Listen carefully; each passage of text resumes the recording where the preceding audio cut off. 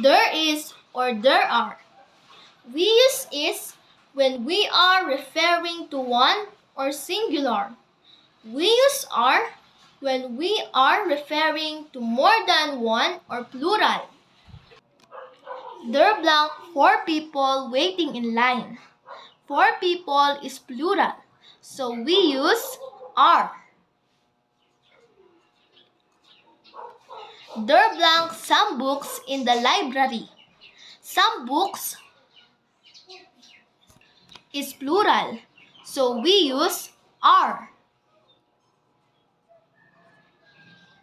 There blank a poster on the wall.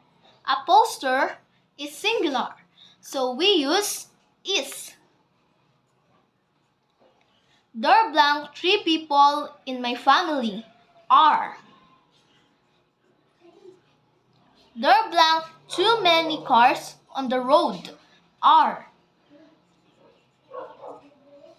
There blank a skunk in the garden is.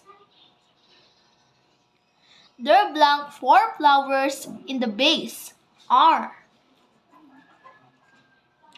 There blank a puddle on the floor is. There blank cookies in the jar are. There blank kids playing in the park are. There blank a tree in our garden is.